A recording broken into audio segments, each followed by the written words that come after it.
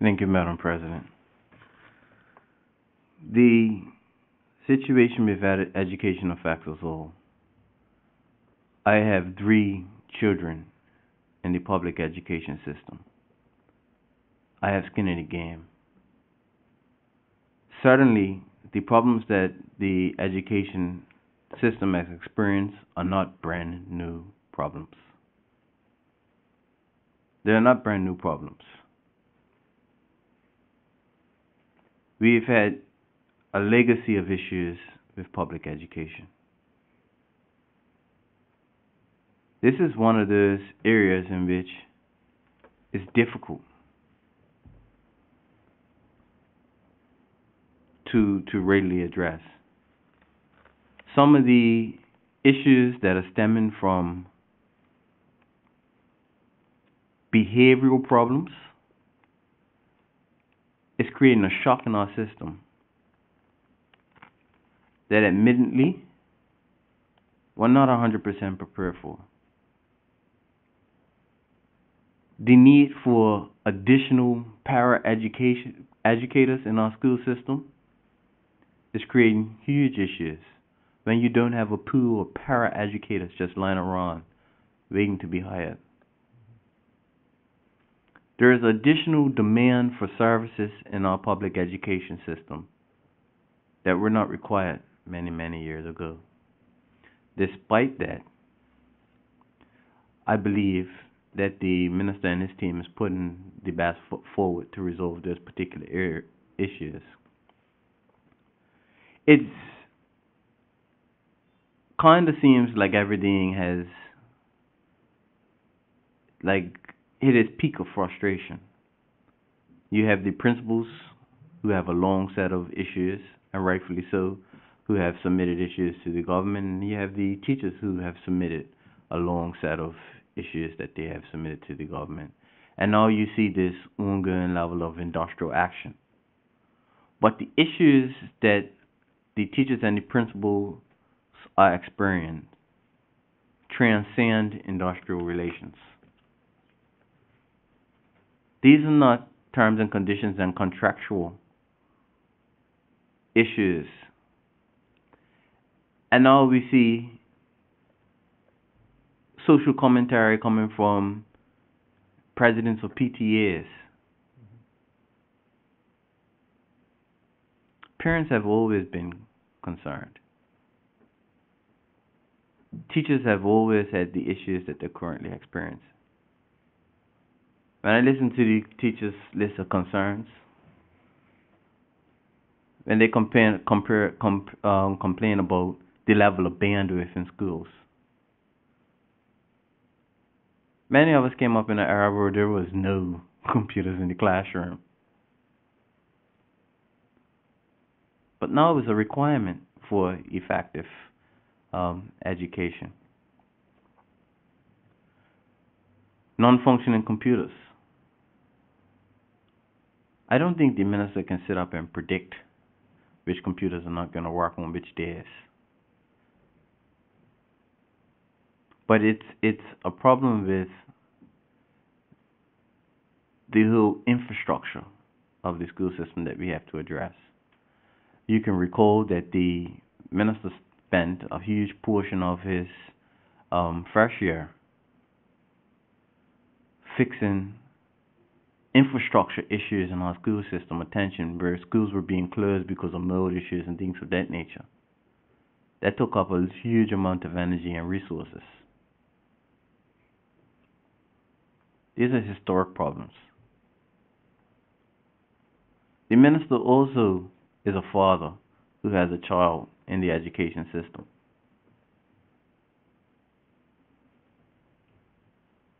He has skin in the game. It is no benefit to society or to this government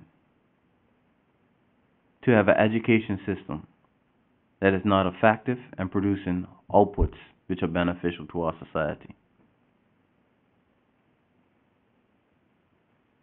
That has been recognized as the premier removed workforce development responsibilities from the minister so that the minister can solely focus on education. I've encouraged the minister to be in continued dialogue with all critical stakeholders so that they're aware of the progress that is being made. Because despite the challenges, progress is still being made. Not to the level of satisfaction for many, but that is the reality. It's easy to pay politics with this issue because this is a critical issue when you look at vital concerns.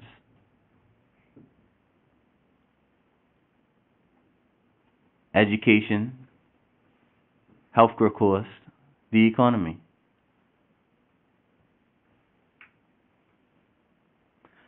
Madam President, I echo the sentiments of Senator Simmons, where she implores all parties to work together to find a resolve to the problems that are facing our education system. We must get it right. We are aiming to get it right. There are success stories that come out of education. The dual enrollment programs have been a huge success, and we see parents trying to shift their students from private education to public education to take advantage of that dual enrollment program. There are some success stories, but the reality is there are some things that need to improve on the ground, and this government is making every effort to ensure that we address those issues.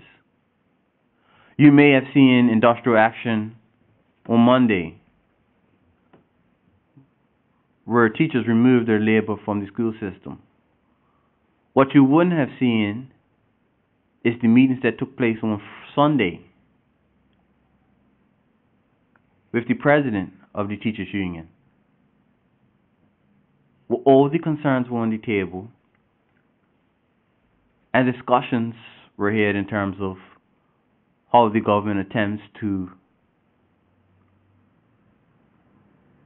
make progress and correct some of those concerns. Some of the concerns that individuals have cannot be fixed overnight.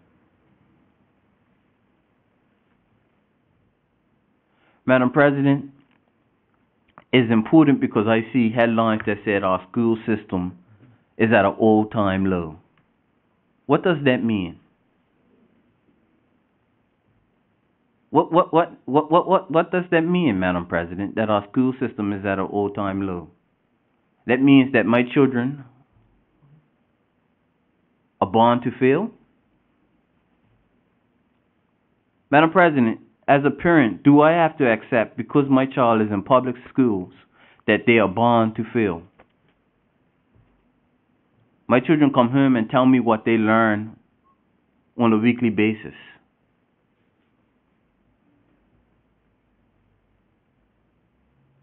I know my children are learning in the public school system. My sons enjoy middle school. They enjoy Delwood Middle School. They come home, and while I may not receive a report card this year, they tell me of their successes they're having regarding their testing. And I'm a proud parent.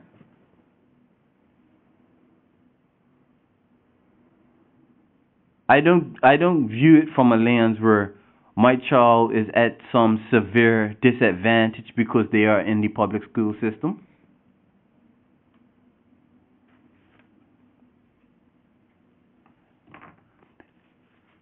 What I don't want is the picture out there that our children are not learning, that there are not successes in our public school system. I don't know what at an all-time low means. Yes, there are issues, and yes, we are in a current impasse. But I also recall teachers standing on the roadside with plaques saying they need pens, pencils, and other things under the previous administration. Was our school system at an all-time low then, or are we lower now? When teachers didn't have Wi-Fi, now we've installed Wi-Fi, is not to the standard in which some would desire. But is it better or worse for us to be considered in an all-time low position?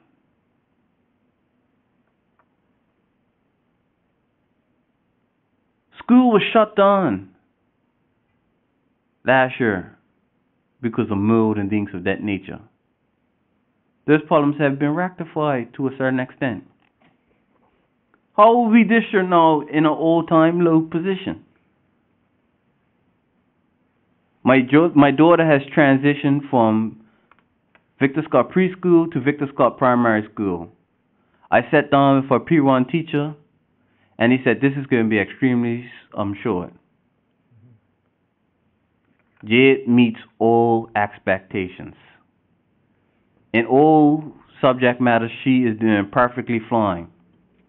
He then smiled and says, apart from her talking a little too much. And when I have dialogue with my 5-year-old daughter, I see her development. I see her growth. I don't view it as though public education is failing my children. Is it the best system? No. Is there need for improvement? Yes. Do we all need to work together for improvement? Yes. Does the opposition politicize, or political parties politicize education a bit too much? Yes. We have to both take blame for that. Politicizing education. Here's where we would need a concerted effort to work together.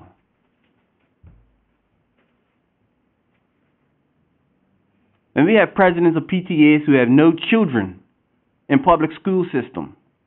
I wonder what is your motive to say that education system is at an all-time low? Because in my household, my children are learning.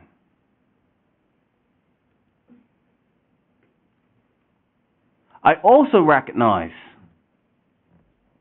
that I attend a meeting with teachers, and teachers say, you know what? For this particular year, in my career, and I've been teaching for 15 plus years, it's been the most difficult. And when you ask for the reasons why, it had nothing to do with the resources they were provided from the ministry. It's because they have persons within their classroom that have social issues.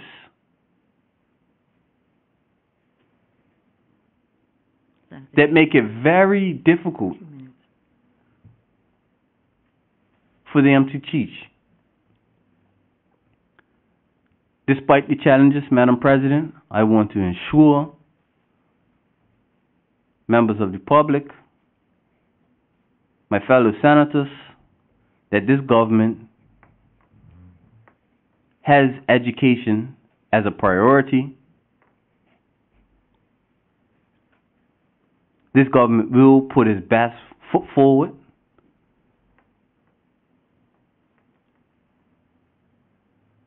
to have an education system that provides the outputs that are necessary for the success of our young ones and our community. We have to recognize that there are success stories coming out of our public education system. We have to recognize that the system is currently not perfect. The system currently has challenges, but we are working to resolve those issues, and education will remain a priority for this government. Thank you, Madam President.